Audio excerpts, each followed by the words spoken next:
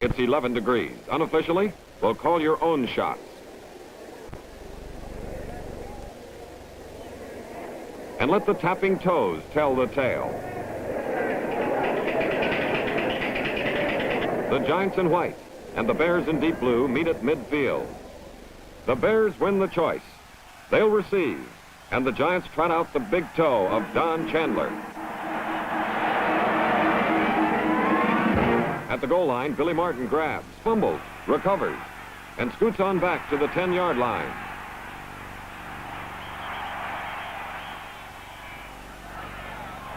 For quarterback Bill Wade from Vanderbilt, it's the circle route and a first down for the Bears.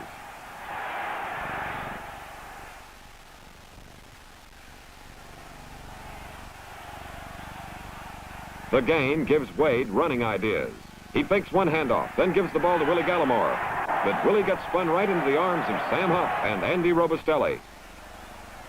That netted only a yard, so Wade calls his own number. Up the lane behind blocker Mike Pyle of Yale.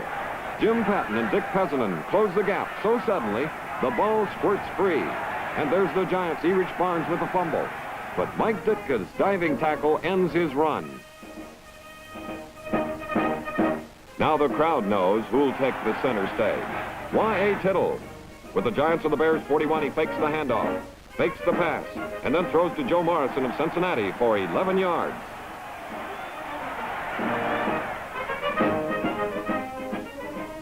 .200-pound Morrison gets another call, up the middle for 6 yards. Linebacker Joe Fortunato from Mississippi State slows him up, and little Roosevelt Taylor shoulders him down. But now the Bears know they've got unwelcome company deep in their own territory. Another call, another Morrison run. Tittle's going for the middle. He catches the Bears looking in, and then Y finds Frank Gifford going out with a touchdown pass. For Giants rooters, that's perfection. And so is the kick that Chandler rides home to make the score Giants 7, Bears 0.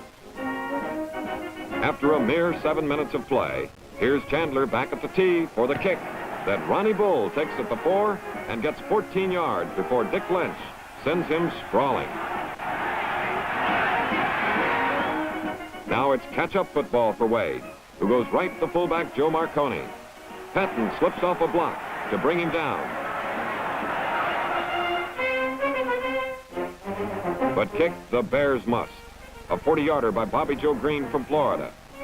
Eddie Dove goes down on one knee, and Mike Pyle, number 50, does a forward-backward-forward routine to make the tackle. It's Tittle time to discover the best defense in the league. Y shoots back, but from the right, linebacker Larry Morris comes in on a streamliner, and down goes Y.A.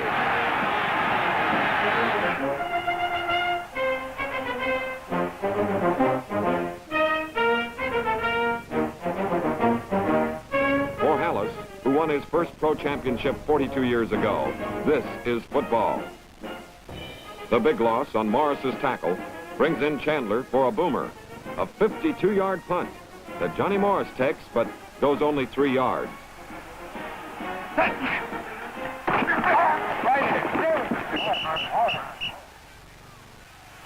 Bears ball, Wade signal, Gallimore sweep, then Huff and Barnes, a fumble, and Pesanen swoops in to take it for the Giants.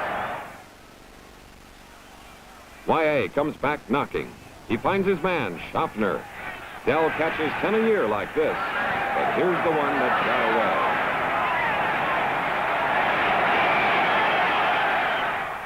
That's a break for the Bears. And for the Giants, deep trouble. Tittle fakes to the right, then flips to the left. Only there's Larry Morris with the whole world spread in front of him. As Morris joked, the first 30 yards I wondered if they'd catch me. The last 30 I was afraid they wouldn't. And finally, Greg Larson and number 62, Darrell Dess, do the honors.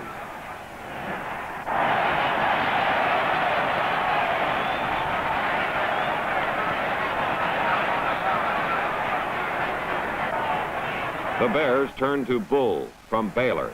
Sam Huff wrestles him down. The Giants' number 76, John Lovatier, gets a shove in the wrong direction as the Bears wade on for the TD. And after Wade, Bob Jenks, a rookie from Miami of Ohio, ties the score. Now the Bears have their muscles on the move. And when rookie Charlie Killett fumbles, the Bears' Billy Martin takes a fondness for the ball. Only it gets a traveling notion down toward the goal, where the Bears' Charlie Bivens survives the stampede to find it.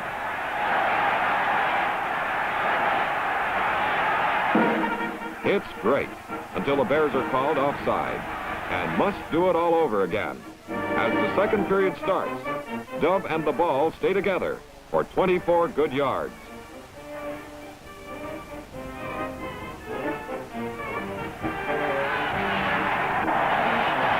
Workhorse Morrison is back in, this time for a 3-yard gain. And then it's T for 2, Tittle and Thomas. Tittle gets blasted, but Aaron Thomas goes.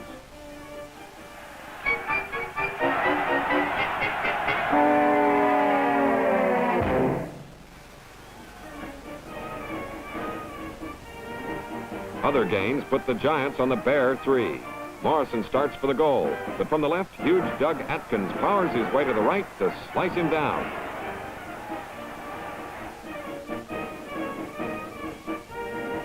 And here's more pursuit as galloping Obradovich charges from right to left. Morrison is blissfully unaware of the chase until Obradovich makes himself known with a chilling 3-yard loss.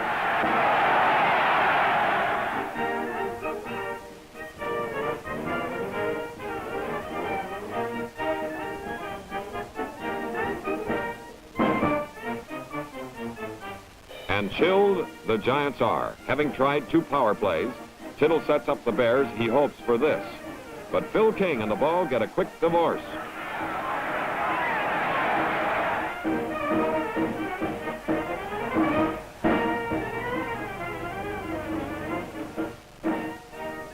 The Giants go ahead with 3 points. Chandler makes them with a field goal. Never mind, says Halas. The goal line stand shows who's boss. We're back to the Bull and the Bears. Ronnie Bull, who clutches Chandler's kickoff, drops it, finds it, and after 10 yards gets dropped himself by Barnes. The Bears finally give up the ball to the Giants, and Tittle sends Phil King through a king-sized hole, but Rosie Taylor smacks him down. Having found the door, Tittle lets King go back for another visit and another gain.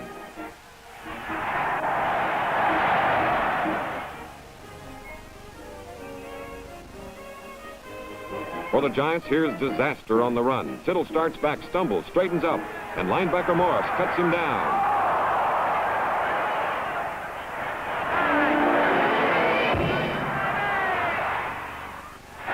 Tittle needs help from Hugh McElhenney. For the Giants, this is a moment of dread. What the mainspring is to a watch, so is Tittle to New York. What a place for a rookie. Glenn Griffin, number 15, replaces Tittle and gets a rough baptism and an incomplete pass. Which brings on Chandler, but not Lady Luck. His field goal attempt from the 37 is a wobbler. And the Giants still have only a 3-point lead.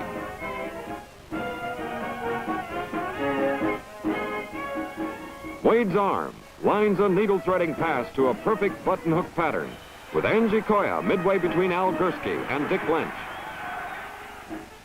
Wade warms up the airwaves with another, this time to Mike Ditka from Pittsburgh. But that was line's end, and the action slows to pinpoint the kick of the game. Green's 48-yarder that goes popping out of bounds. Just where? Well, seat of the pants is what they call a marker that can't be missed on the 2-yard line. That's a kick to remember as the half ends with New York still leading. But the big question is, what about Tittle?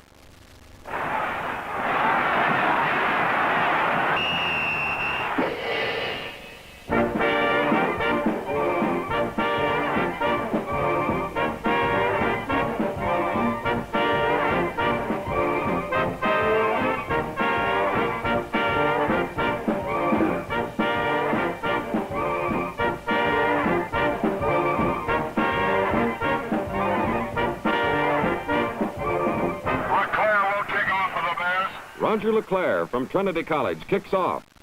Waiting is reliable 39 McElhenney from Washington. He barrels up the corridor with the shifting grace of the born runner. It's 46 yards of beauty and maybe a touchdown if Taylor doesn't stop him.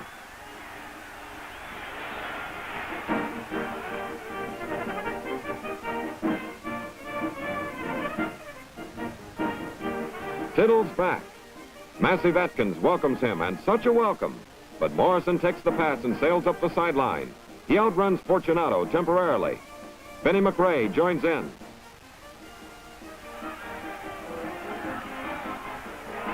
The ball tumbles loose, and the Bears' Bill George climbs aboard. Obranovich just can't believe it's still the Giants' ball. An opinion that Halas can share with ease. For Tittle, it's one more chance to pick the Bears apart with a pass ticketed for Schaffner. Only Dave Witzel is the middleman with a vital interception.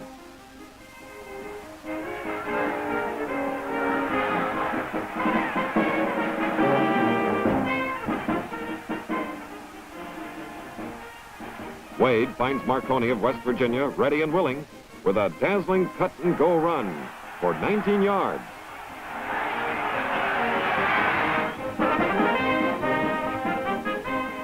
Come on, 28. Wade spots Marconi again, this time for 34 yards, and down to the Giant 21. But three more passes fell earthbound for no gain. And LeClaire's field goal, while it was long enough, was off the course.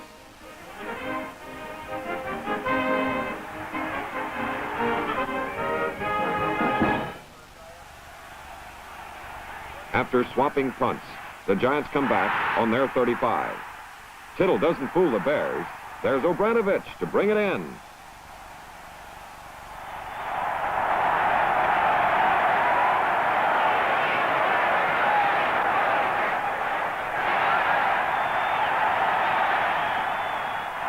Wade's mission, take the Bears in for a score.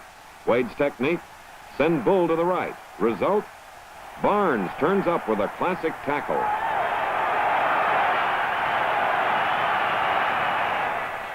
But Wade's looking, thinking, and counting. A few steps back, a perfect pass to Ditka. And only Pessinen's never give up tackle saves the touchdown.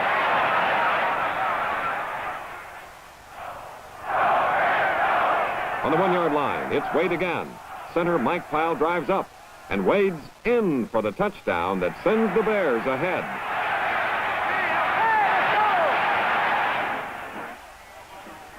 And an extra point.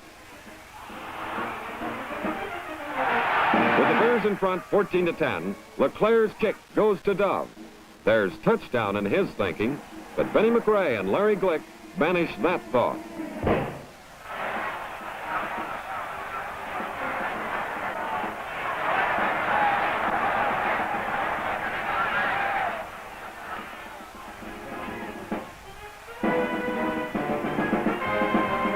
Starts the Giants rolling with a bull-like sprint that goes 20 yards and then runs into a tailor-made tackle.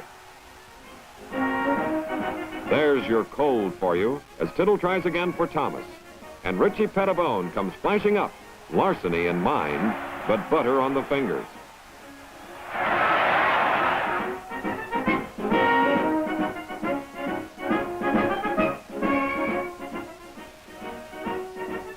Number 33, Larry Morris, shakes a finger at the Giants. Tittle ignores him and lets fly. The bomb intended for sprawling Gifford floats on to nowhere. Tittle's looking, and when he sees Schaffner, he throws. Incomplete. Chandler gets the call again. Assignment, a high kick that'll let the Giants hit the receiver before he goes anywhere. Success? Ask Johnny Morris, who got just 2 yards.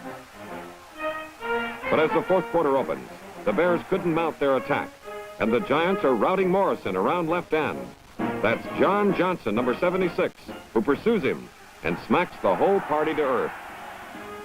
On the next play, Johnson gets another hand on Morrison, who joggles on for 3 yards only to lose the ball. A fumble that Richie Pettibone is only too happy to take care of.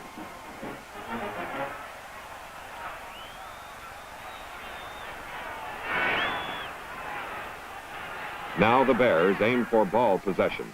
Bull steers for 7 yards, and Huff puts him down.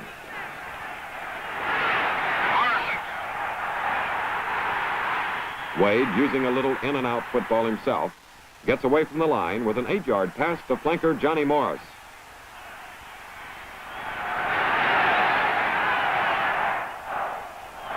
Bull, who's bread and butter for the Bears, slices himself another gain on the ground. But nobody does that forever against the Giants. Gursky and Robustelli see to that. LeClaire sets it up again from the 34. But that's the signal the Giants love. No good. That big number 76 Johnson just loves to bring down Morrison, and here he does it with all 6'5" and 260 pounds.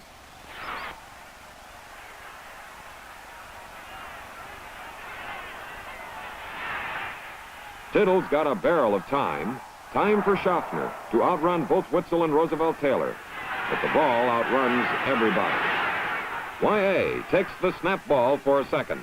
It pumps up, and Y.A. makes a one-handed recovery.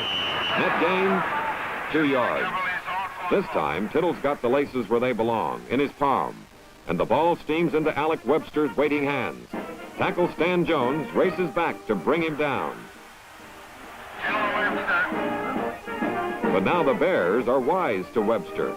His draw play is smothered. A little something patented by the defense-minded Bears. So, Tittle's got to go back upstairs. Gifford gives his 16-yard pass a home. And it's 1st and 10 on the Bears' 36.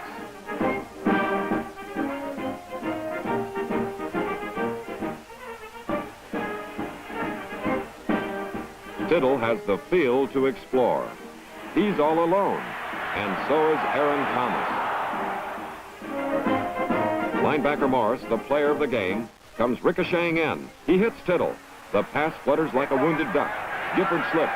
Benny McRae lights up the Rockets to take an interception, number 4. For the Bears now, this strategy. Keep the ball on the ground, but most important, keep it. Ronnie Bull slides by Jim Catcabbage, outruns Jerry Hillebrand, and makes his way for 12 big yards. Who stops him? Huff and company.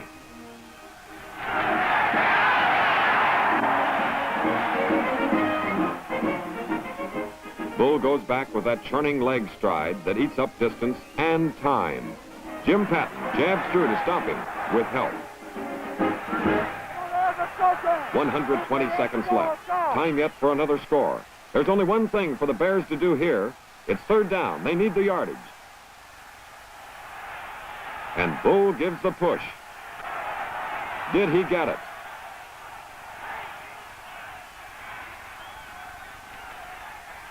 The Giants' Dick Lynch gives the word. A whole yard of words without speaking one of them. From the Bears' 43, punter Bobby Joe Green has one chore left: to kick that football as high, as hard as he can. McElhenney watches. He won't go near that ball. This is no time to lose it. The ball's on the Giants' 16. 84 seconds are left. The race is tightening, and Tittle lets Thomas catch the first one on the way to the goal.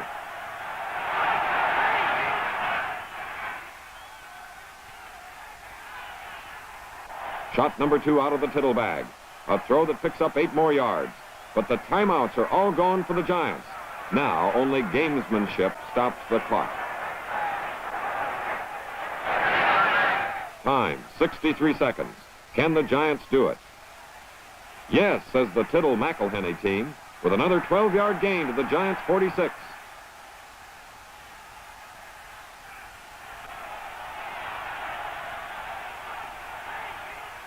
No huddle, just line up fast. And then throw the ball near a receiver, but out of bounds. It stops the clock. Time, 39 seconds. Play, Tittle to Gifford. Question, was the ball caught in or out? Ruling, out. Time, 32 seconds. Play, Tittle to Gifford. Result, 15-yard gain to the Bears' 39. But the clock is still running. Time, 17 seconds.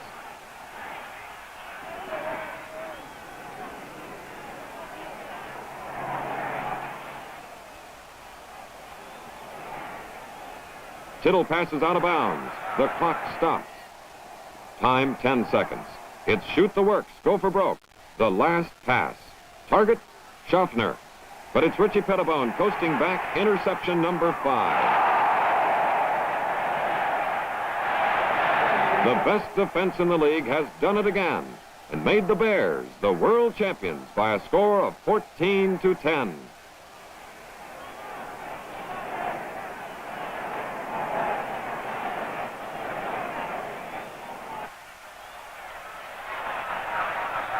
Oh, yes, the formality. The last 2 seconds.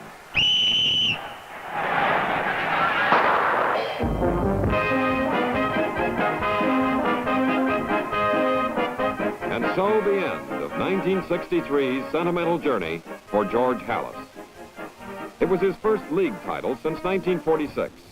And there were those who said the man who fathered professional football in Chicago had been overtaken by his youngers. For Halas, this was the year of esteem. The year when a 68-year-old man brought in a great team. A team that was for sure on a deadline to glory.